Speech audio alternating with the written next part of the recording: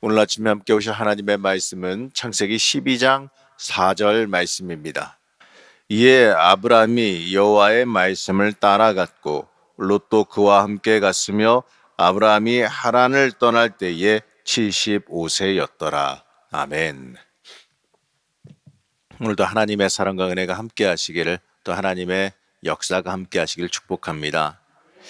이제 이 창세기 12장 말씀으로 접어들면서 이 본격적인 아브라함의 이야기가 시작됩니다.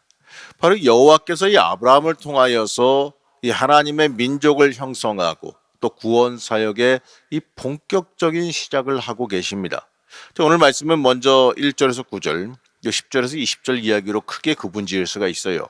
그 중에서 1절에서 9절 말씀을 살펴보게 되면 다시 또 세 가지로 나눠볼 수가 있는데, 이 아브라함의 소명에 대한 내용, 그리고 가나안으로 이사가게 되는 그 이주에 관해서 말씀하는 내용과 이제 이 정착 단계를 그리는 내용으로 나눠 볼 수가 있습니다.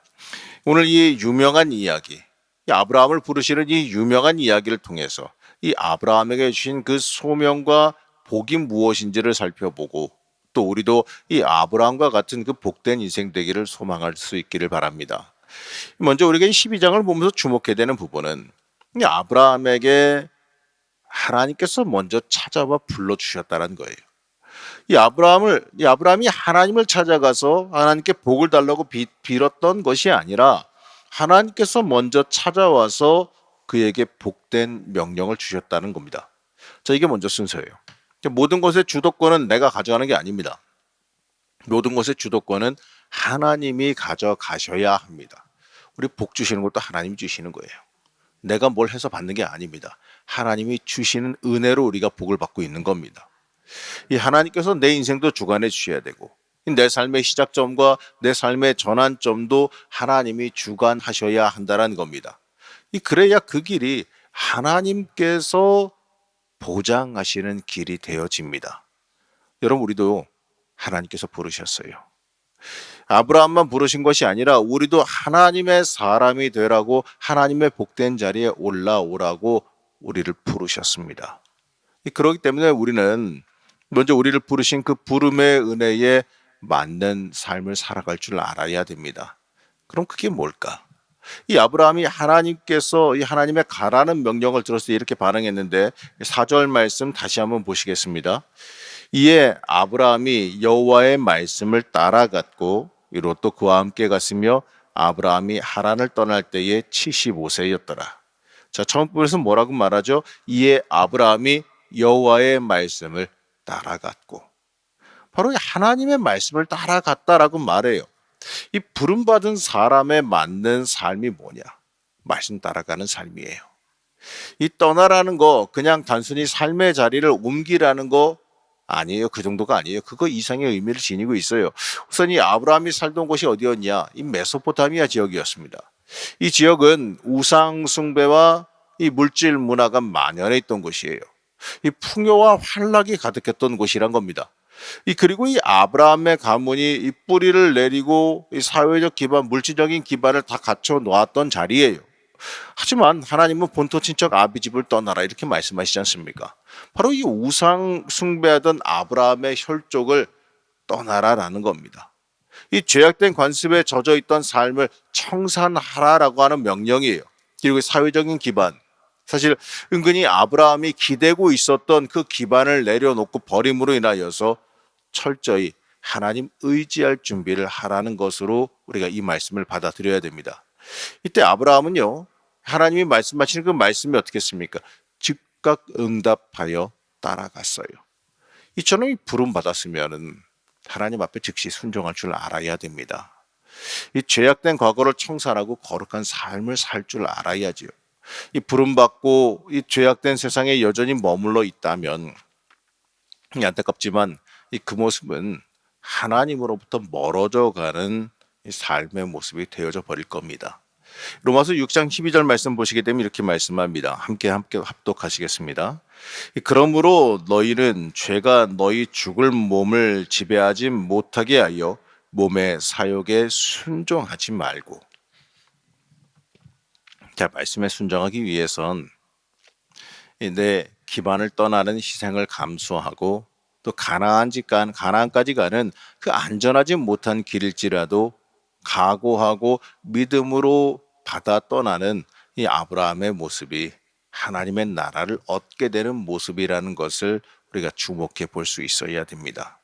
자, 그러면 아브라함을 부르신 목적이 뭐겠느냐? 2절에서 보게 되면 복의 근원 되게 하시겠다고 말해요. 아브라함을 복의 근원이 되게 하겠다고 말씀하십니다. 바로 예수 그리스도의 이 조상이 되게 함으로써 그의 가문에서 구원의 역사가 시작되게 하시겠다는 겁니다. 우리도 이처럼 하나님의 부르심에 순종할 줄 알아야 됩니다. 이 갈 바를 알지 못한다 할지라도 아브라함처럼 순종하며 하나님께서 명령하시는 것, 지시하시는 곳으로 순종하며 따라갈 수 있어야 돼요.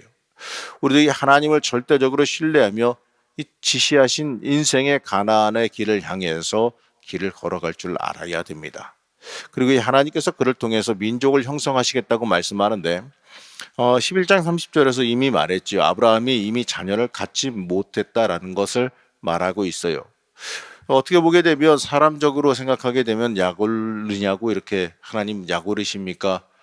지금 내 나이가 75세인데 이날에도 자녀가 없는데 무슨 큰 민족을 이루겠습니까? 이렇게 이야기할 수도 있겠죠.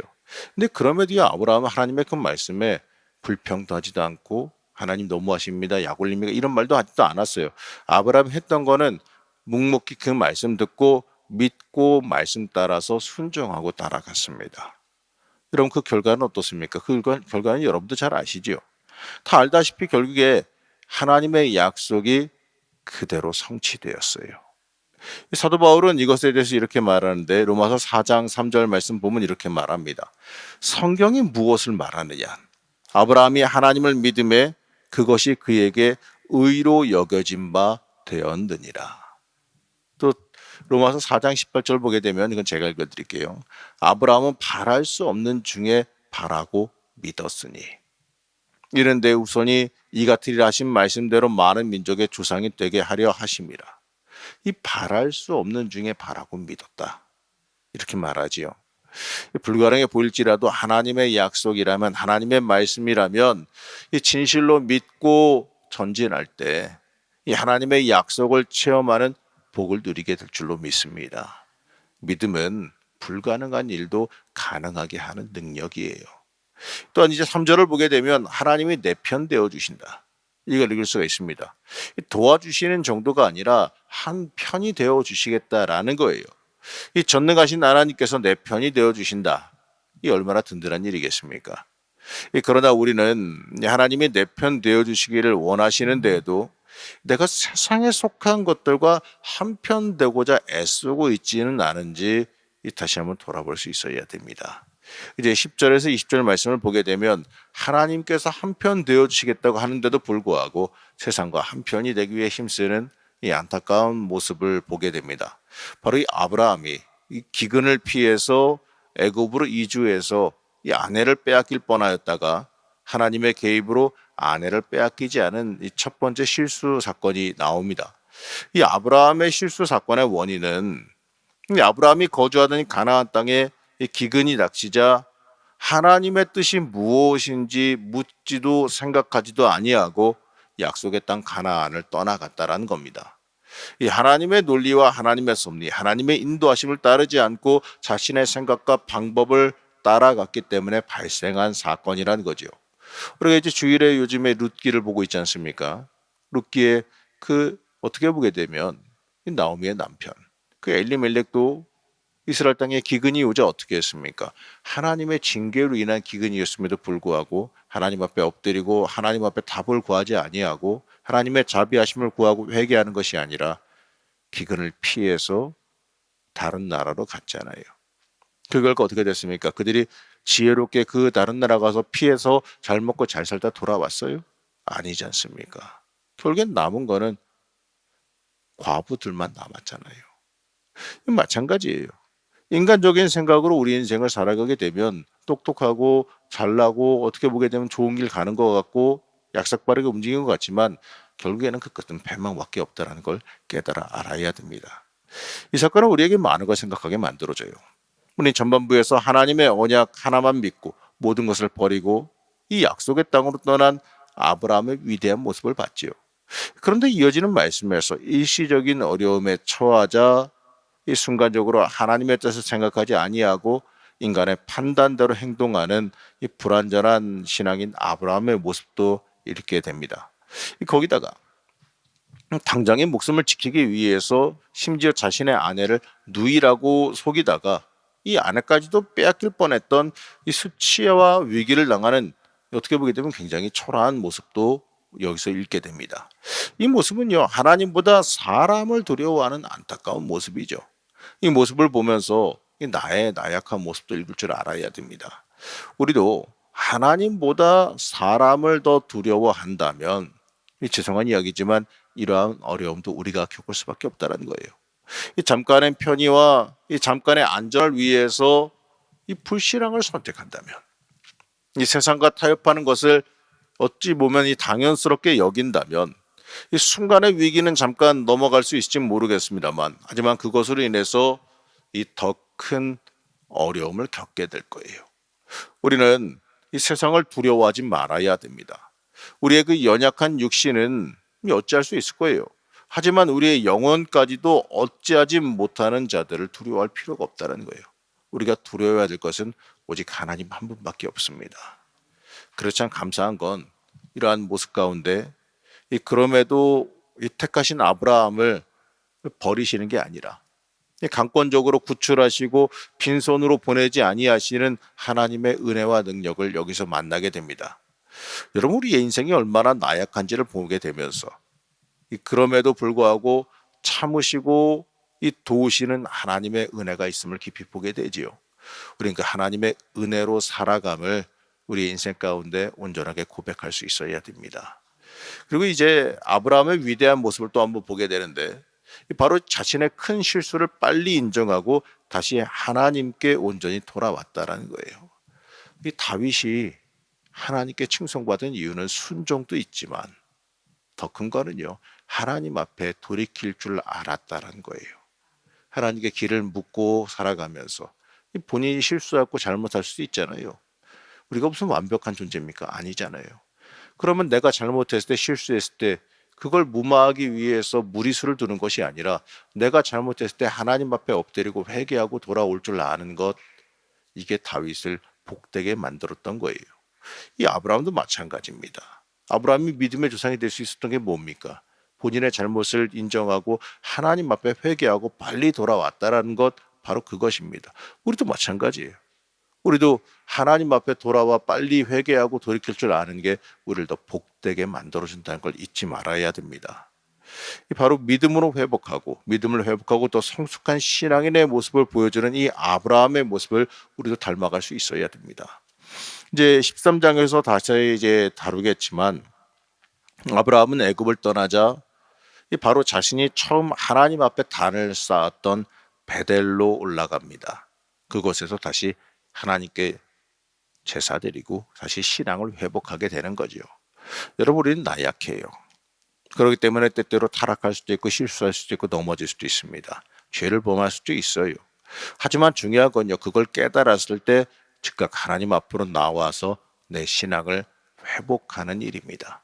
이 성숙의 자리, 바로 신앙과 믿음의 자리에 우리가 올라설 수 있어야 됩니다. 여러분, 아브라함이 복받은 것, 그가 믿음의 조상이라 불리우며 칭송받은 것은 이 전부 하나님의 명령 앞에 철저히 순종했다는 데 있어요.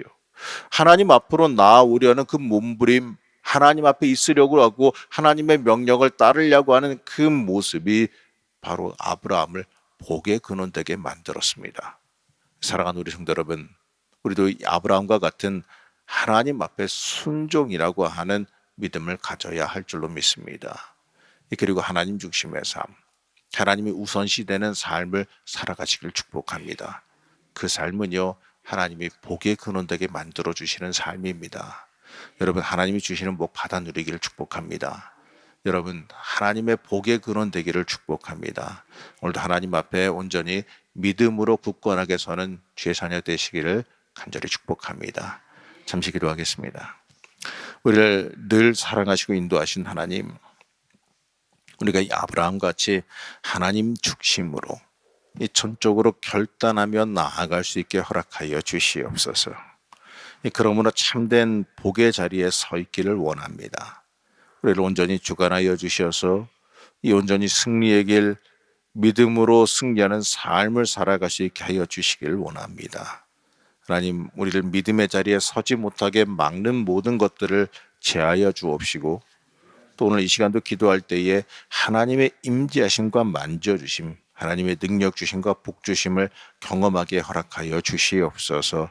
오늘도 역사하여 주시기를 원하오며 우리를 주관하며 이끌어 주시기를 원하오며 거룩하고 존귀하신 예수님의 이름으로 간절히 기도드렸습니다. 아멘.